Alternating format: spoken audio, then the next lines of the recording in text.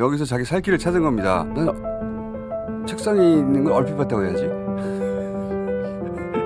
걱정이 돼서. 국민들의 안전을 걱정한 것이다. 가장 이 법에 밝은 사람이고 그래서 가장 먼저 사퇴한 거예요. 그래서 저 양반은 사퇴하자마자 연금 다 신청해 다 받아갔잖아요.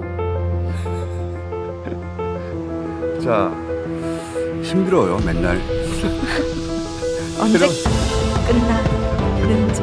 그러니까 새로운 게 계속 나오고 오늘은 국무위원들 얘기 좀 해볼까요? 윤석열 중심으로 혼자 돌아가다 보니까 잠시 잊혀진 존재. 하지만 제대로 수사가 거의 안 되고 있는데 지난 화요일날 이상민 전 장관 집 집무실 소방청장 소방청 차장 압수수색됐어요. 주요 언론사에 대한 단전 단수를 지시했다라는 의혹과 관련해서 네, 언론사 단전 단수 지시가 있었다면 이거는 윤석열 겸의 불법성을 드러내는 중요한 지시거든요. 네. 근데 헌재에서 자기는 그런 지시 받은 적도 없고 자기가 한 적도 없고 그렇게 주장을 했단 말이죠. 네. 이 영상을 먼저 저희가 한번 헌재 7차였던가요? 있었던 날 틀긴 했는데 다시 한번 개월 되살리기 위해서 대통령실에서 종이 쪽지 몇 개를 좀 멀리서 이렇게 본 게 있습니다. 그런데 그 쪽지 중에는 소방청 단전 단수 이런 내용이 적혀져 있었습니다.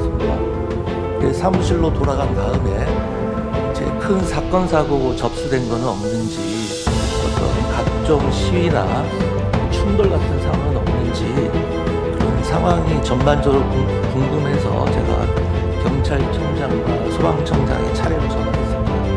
아까 그 쪽지가 생각이 또 나고 걱정이 돼서 만일의 경우를 대비해서 국민의 안전에 대해서 최우선적으로 그리고 꼼꼼히 챙겨달라는 취지의 당부를 한 거고 언론이나 이런 데서 일부 보도되는 것처럼 제가 소방청장에게 단전 단수를 지시한 것이 아닙니다. 그러니까 요약을 하자면 쪽지는 있었지만 지시는 없었다. 그리고 전화는 했지만 지시는 또 안 했다라는 겁니다. 그죠? 내가 너무 다정해가지고 걱정이 많아서 전화를 했을 뿐이다 이런 말이잖아요.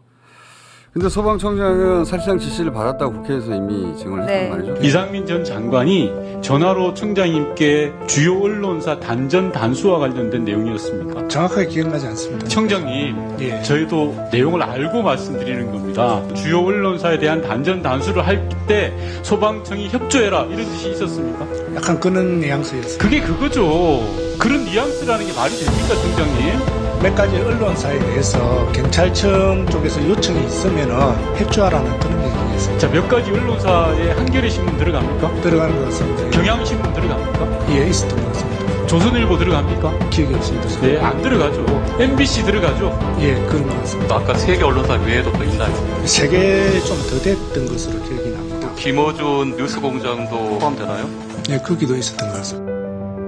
저런 거 모를 때마다 저기는 안 나왔으면 좋겠다 싶어서 꼭 나와요. 자, 소방청장도 압수수색 대상인데 네.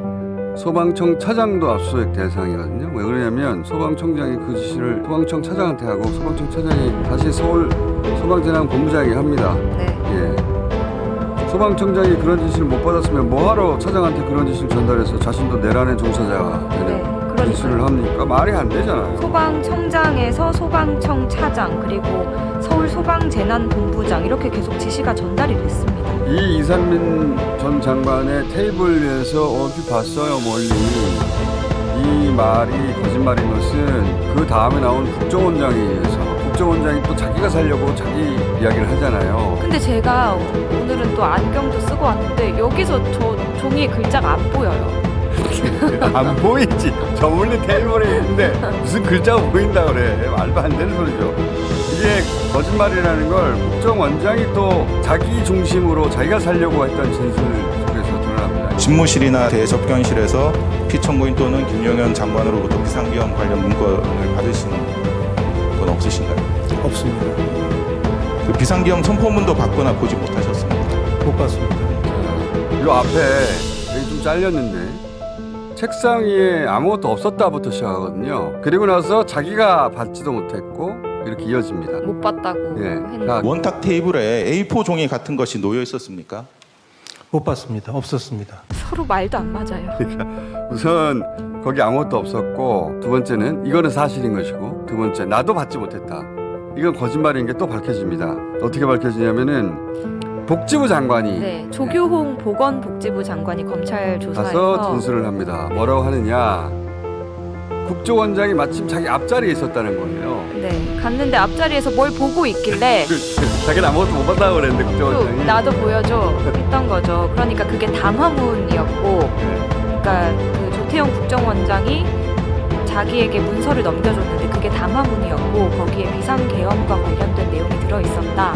이렇게 검찰에서 진술한 것으로 밝혀졌습니다. 거짓말을 이렇게 단계적으로 계속 밝혀지는 거예요. 갔더니 국정원장이 문건 들고 있길래 나도 달라고 해서 봤더니 그게 계엄 관련 내용이었다는 거잖아요. 예. 국정원장에 받지 못했다는 거짓말이 또 여기서 탄로나죠. 그러니까 종합하면은 테이블 위에 있었던 게 아니고 문건을 줬고 그 문건을 보고 있었고 이상민 전 장관도 당연히 문건을 받아서 받겠죠. 누가 테이블 위에 저 멀리 던져놓고 그걸 눈으로 봐가지고 대충 내용을 파악하라고 합니까? 이 문건 관련해서 거짓말을 안 한 건 외교부 장관 하나였어요. 외교부 장관이 이제 국회에서 묻는데 네, 외교부 장관은 본인이 받았던 지상 한 장짜리 소위 쪽지라고 불리는 문건 그 문건을 실행한 것이 특별히 내란 종사자가 될 만하다고 생각하지 않았던 건지 그런 거였던 것 같아요. 그래서 사실대로 말합니다. 대통령으로부터 직접 쪽지를 받은 것은 맞다. 그렇습니다. 그때 있었던 사람은 4사람밖에 안 됩니다. 김용현, 박성재 법무부 장관, 이상민 행안부 장관, 한덕수 총리 딱 이 4사람이에요. 그리고 옹기종기 모여 앉아 있었을 거 아닙니까? 그렇죠? 그럼 못 볼 수가 없는 거예요.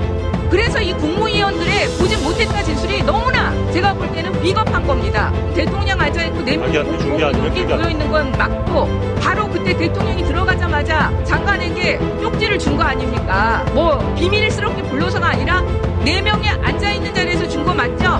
사실입니다.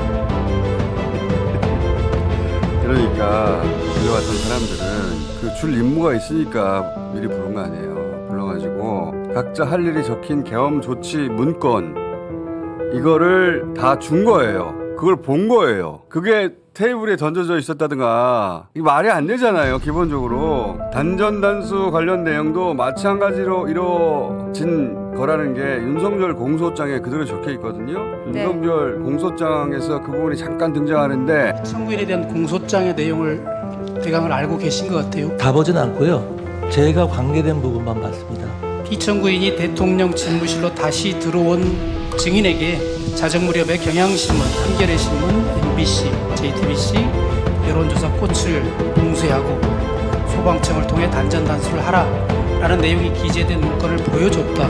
이렇게 기재되어 있는데 그렇게 말씀하셨거든요. 이 공소장 내용을 네. 이 정도는 알고 계시나요? 윤석열 공소장 내용을 당시 알고 있는 것 같은데 왜냐면 그 내용을 약간 거론하는 대목이 있어요. 네. 이상민.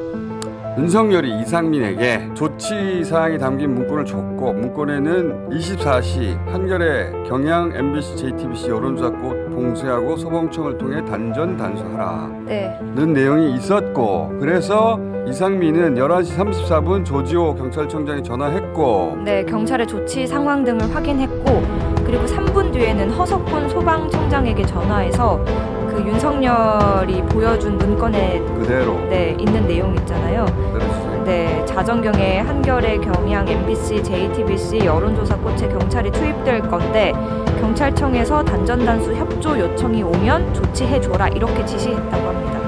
그리고 이 지시를 받자 소방청장이 소방청 차장에게 그리고 차장은 다시 소방재난 본부장에게 11시 50분에 전화해서 경찰청에서 요청 오면 잘 협력해라 라는 지시를 했고 그리고 소방청장이 다시 또 이 본부장에게 전화해서 경찰청으로부터 협조 요청 왔더냐 네, 확인까지 했다. 아주 자세히 적혀 있어요. 이게 검찰이 윤석열을 기소하면서 예. 공소장에 적시한 내용입니다. 이상민 전 장관이 이 내용을 자기도 공소장을 받고 근데 이상민 전 장관은 판사 출신이잖아요. 여기서 자기 살 길을 찾은 겁니다. 그래서 책상에 있는 얼핏 봤다고 해야지. 그리고 전화한 사실을 부인할 수는 없으니까 전화를 한 읽어줬으니까. 건 맞는데 네. 걱정이 돼서. 국민들의 안전을 걱정하는 것이다. 이상민 전 장관이 모든 공무원 중에 가장 이 법에 밝은 사람이고 그래서 가장 먼저 사퇴한 거예요. 만약에 그냥 있다가 탄핵이 된다거나 하면 사퇴도 못하고 연금도 못 받고 그래서 저 양반은 사퇴하자마자 연금 다 신청해 다 받아갔잖아요. 자